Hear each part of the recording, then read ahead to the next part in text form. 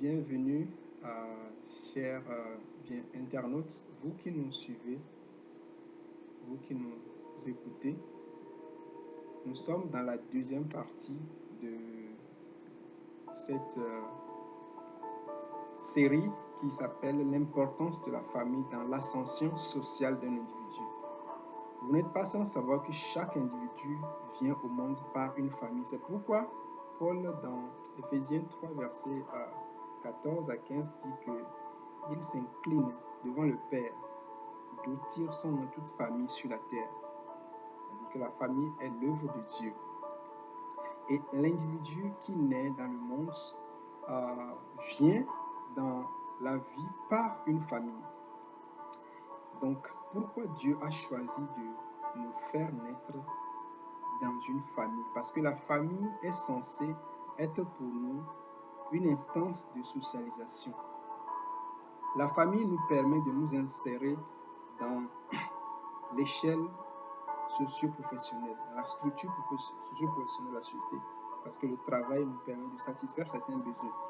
Donc, la famille est en amont et en aval. Dans la scolarisation, la famille met à notre disposition ce qu'on appelle le capital familial. Et ce capital familial, c'est un terme que nous avons inventé. Il y a ce qu'on appelle en sociologie le capital culturel, le capital économique, le capital social. Toute cette ressource-là, la famille devait nous donner cela. Mais nous constatons, parce que le capital social, c'est quoi? C'est les réseaux de relations que la famille met à notre disposition, qui sont utilisables, mobilisables aux besoins. Et nous avons besoin de cela pour notre ascension sociale. Il y a aussi ce qu'on appelle le capital économique. Ce sont les ressources, c'est l'héritage, le patrimoine, tout ce dont nous avons besoin pour pouvoir nous insérer dans la vie. Et cela constitue pour nous, comme ce que nous avons appris en physique, la vitesse V0 pour faire démarrer un point du point A au point B. Mais parfois, nous constatons que la famille ne joue plus son rôle. Et la famille ne met pas à la disposition de l'individu cette ressource-là. Et parfois, l'individu part du point A au point B avec une vitesse V0 qui est égale à 0. Et c'est difficile parce que vous avez une famille, mais vous ne bénéficiez pas de ce capital de la famille. Vous êtes comme seul dans le monde. Vous savez, dans le psaume 127, versets 3 à 4, la Bible dit que les enfants sont une bénédiction de l'Éternel. Mais les enfants sont comparés à une flèche qu'on met dans le carquois. Vous savez quoi? Une flèche ne peut pas s'envoler d'elle-même. La flèche a besoin d'être propulsée par cette arme-là. La flèche a besoin d'être propulsée par le chasseur.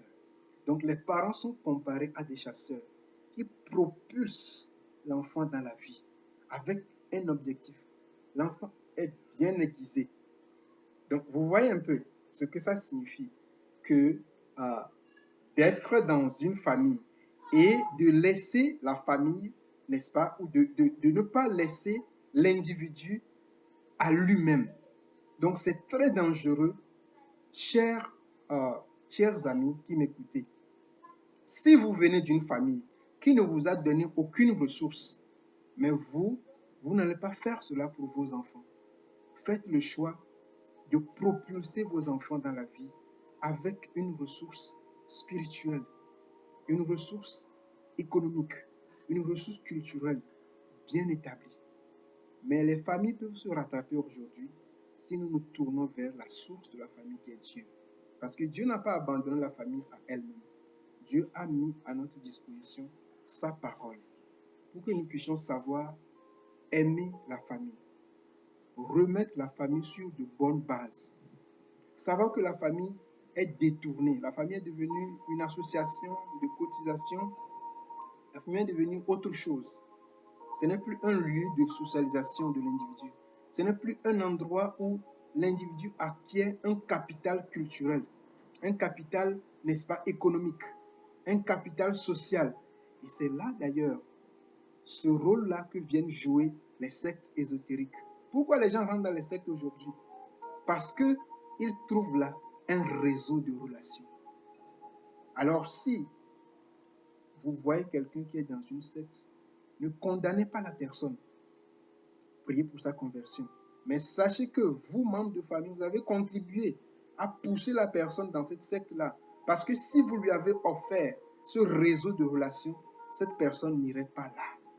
Nous ne justifions pas, nous ne faisons pas l'avocat du diable, mais vous comprenez ce que nous voulons dire. Alors nous voulons que la famille redécouvre sa valeur, son importance. Et je sais que cette vidéo est en train de réveiller quelqu'un afin que vous fassiez un bon choix.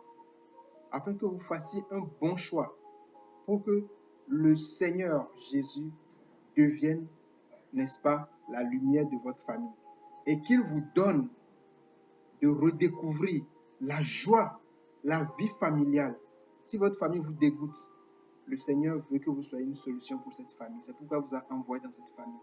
Si votre famille est une famille à problème, aujourd'hui, le Seigneur veut redonner à votre famille un capital social, un capital familial, économique. Que le Saint-Esprit, qui est l'origine de la famille, renouvelle la vie de votre famille, vous redonne la joie, la paix, et que vous soyez comme pour vos enfants un chasseur qui propulse ses enfants, les flèches, vers un objectif que le Seigneur les a définis d'avance.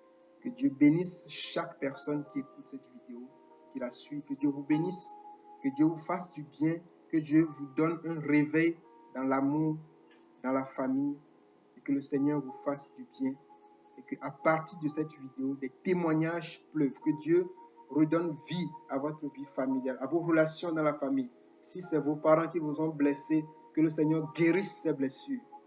Si c'est des gens qui ont fait que vous n'arrivez plus à vous aimer et vous n'avez plus envie de fonder une famille, que le Seigneur vous donne de fonder une famille, d'aimer vos enfants, de leur donner la vraie vie familiale, d'être de vrais parents pour vos enfants.